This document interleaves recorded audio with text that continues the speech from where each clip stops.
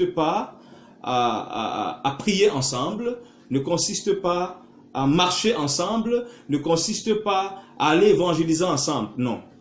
Rappelons, et il faudrait que je relise la portion de l'Écriture pour ceux qui nous rattrapent à la dernière minute. Nous sommes dans Jean chapitre 13, verset 35. Si vous vous aimez les uns les autres, alors tous sauront que vous êtes mes disciples. On reconnaît les disciples du Seigneur par le fait qu'ils s'aiment les uns les autres. Or, cet amour, nous le disions, ne consiste pas seulement à prier pour mon frère, pour ma sœur, mais consiste aussi à souhaiter le bonheur de mon frère, à souhaiter le bonheur de ma sœur et à m'investir pour que ce bonheur que je souhaite se matérialise. Ça veut dire que je ne me limite même pas à souhaiter le bonheur de mon frère ou de ma sœur. C'est que je m'investis pour que ce que je souhaite puisse justement se manifester. L'amour que j'ai pour mon frère, pour ma sœur, devrait m'amener à faire des problèmes de mon frère ou de ma sœur un projet. Les tares que je constate, les insuffisances que je constate, les manquements que je constate dans la vie de mon frère ou de ma sœur devraient justement constituer l'objet d'un projet dans lequel je vais collaborer avec Dieu justement pour produire un changement de statut dans la vie de mon frère, dans la vie de ma sœur. Je me réfère un peu à mes notes.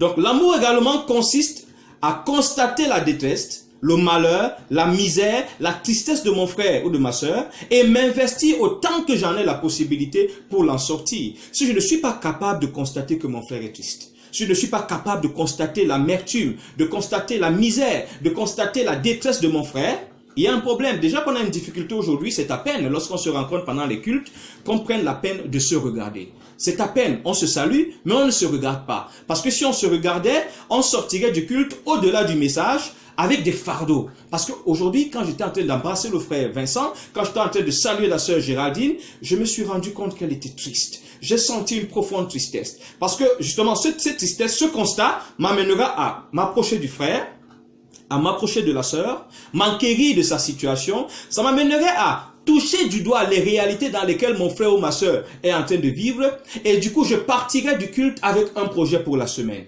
De telle sorte que ce que j'ai constaté, mon objectif serait que ce que j'ai constaté, ce que j'ai ressenti ce dimanche-ci, que au prochain dimanche, que je ne le ressente plus parce que justement la chose aura changé. Si je ne peux pas parvenir justement à avoir cette attention envers mon frère, cette attention envers ma sœur, je ne peux pas prétendre l'aimer. Et je ne dois pas dire que je l'aime. Or, nous allons découvrir un verset tout à l'heure. L'Écriture nous fait comprendre qu'en fait, si je ne parviens vraiment pas à aimer mon frère, je ne peux pas prétendre que j'aime Dieu.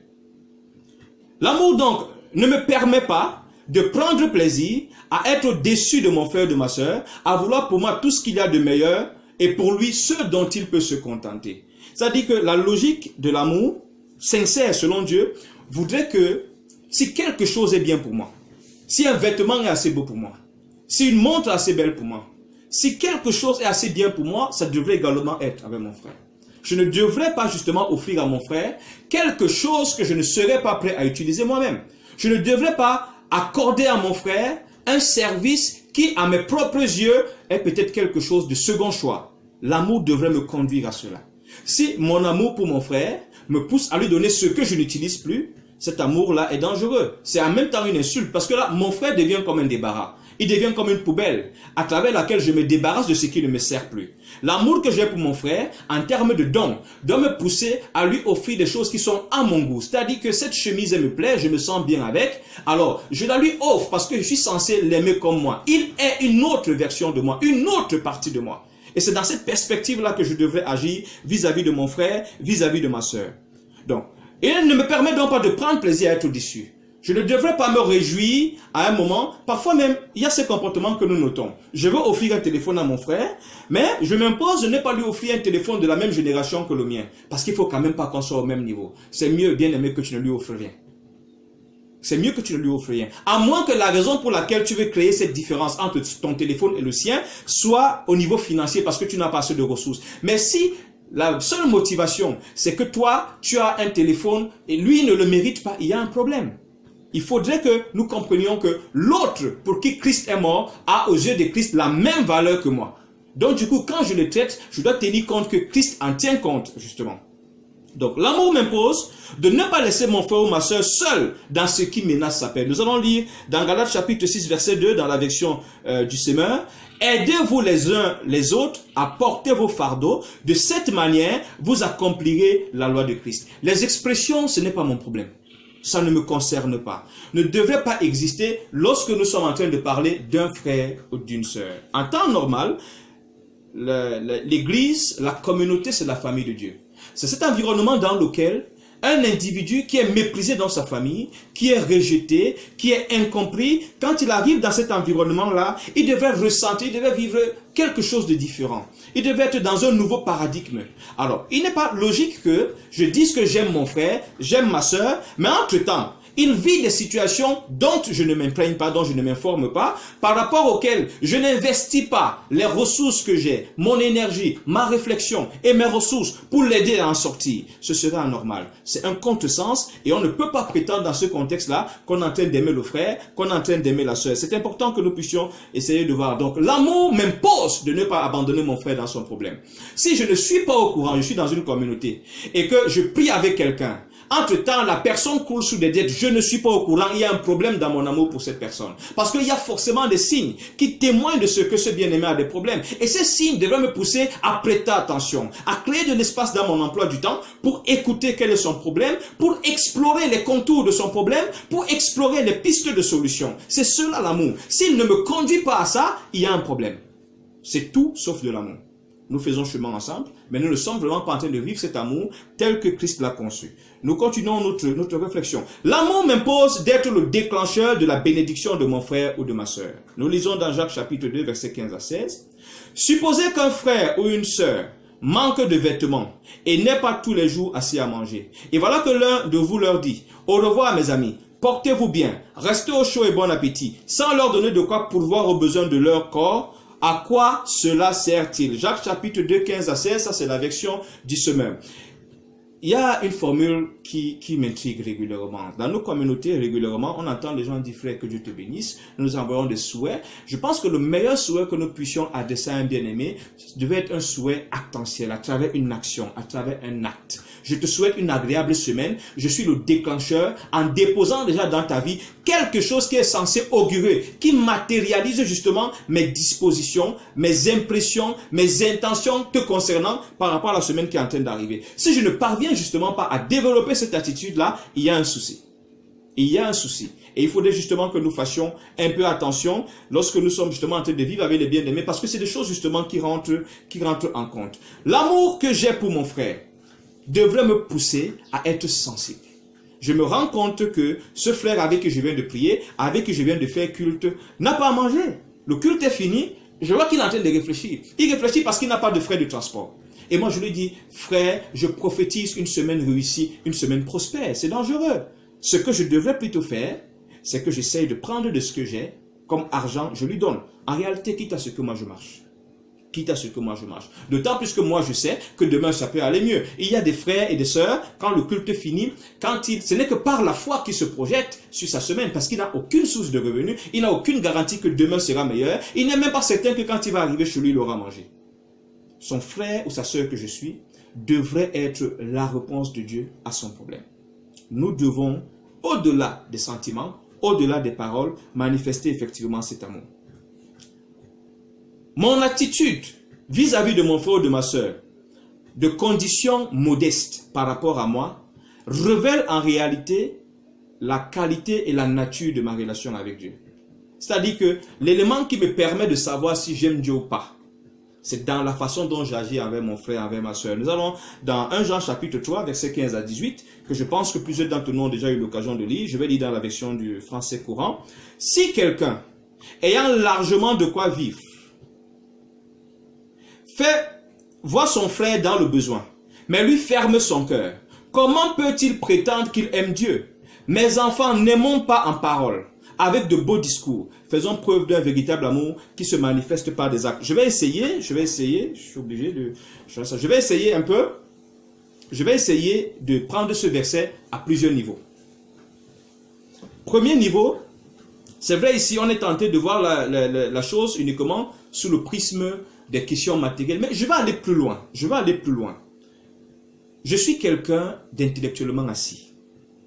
Et entre-temps, je vois mon frère qui est extrêmement ignorant. Et son ignorance ne déclenche pas chez moi l'envie de réagir, l'envie de le sortir de ce statut, de cette condition d'ignorant. Il y a un problème.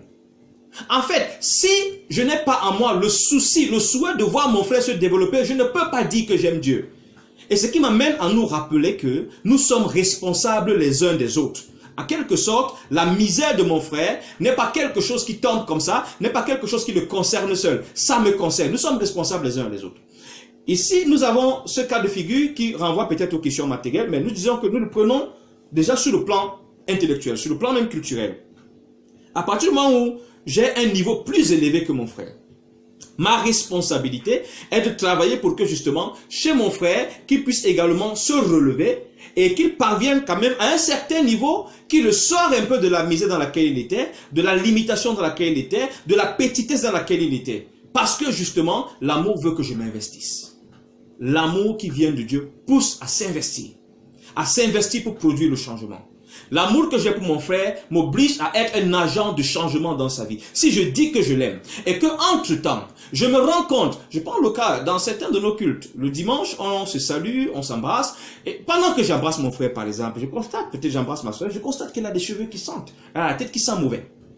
Et que je rentre, je fasse le culte, je rentre chez moi sans que cette seconde pendant laquelle j'ai senti cette mauvaise odeur ne soit restée en moi au point de créer chez moi un projet de changement dans sa vie. Je ne peux pas prétendre que j'aime mon frère. L'amour que nous avons pousse au changement. L'amour que nous sommes censés avoir les uns pour les autres doit nous inciter à travailler, à produire un changement de situation. Si l'amour que j'ai ne m'amène pas à voir quels sont les besoins de mon frère? Quelles sont les situations dans lesquelles il est? La détresse dans laquelle il se trouve? Au point de m'investir à pouvoir le sortir de là où il se trouve, il y a un problème. On ne devrait pas seulement se retrouver en train d'aimer parce qu'on a des mots. Donc, je souhaite, en fait, notre objectif à travers cette méditation, c'est pour que nous comprenions que ce n'est pas juste des discours creux, c'est des actes simples. J'aime quelqu'un, j'aime mon frère. Si j'aime mon frère, je vais prêter attention à lui. Si j'aime ma soeur, je vais prêter attention à elle. Je vais m'intéresser à sa mine, je vais m'intéresser à son humeur, je vais me rapprocher pour comprendre ce qui ne va pas dans sa vie. Et une fois que je l'ai compris, je vais rentrer pour travailler justement à trouver des solutions pour que cette situation change, qu'elle ne se répète plus. Je voudrais nous rappeler que Dieu n'a pas de corps physique. Dieu n'a pas de corps physique. C'est la raison pour laquelle si vous voulez, il s'incarne en nous à travers son esprit, utilisant notre corps et toutes nos facultés pour accomplir au milieu de nos semblables ce qu'il veut faire. Ce qui veut dire que l'action que Dieu veut mener dans la vie de mon frère ne partira pas du ciel. Elle part de moi. Si je constate que mon frère est trop inculte, à partir de ce moment, c'est censé être un fardeau, mais ça devient un peu critique lorsque les constats que je fais sur les frères et les sœurs deviennent sujet de moquerie, deviennent, n'est-ce pas, cause de ce que je ne me rapproche plus d'eux parce que leurs conditions un peu, je les trouve trop incultes, je les trouve trop sales, je les trouve trop ceci, trop cela, donc du coup ça m'amène à prendre de la distance. Ce que je constate devient un sujet de commérage, de commentaires après les cultes. Je vais dire au frère, je vais commenter avec la sœur, mais entre-temps, le bien-aimé lui-même qui est dans cette situation, je ne me soucie même pas de me rapprocher de lui. Si je ne peux pas, lorsque j'ai fait ces constats-là, rentrer dans le laboratoire pour trouver des solutions, agir comme étant un acteur du changement dans sa vie, il y a un problème. Bien-aimé, si je peux reprendre un peu ce que l'apôtre est en train de dire.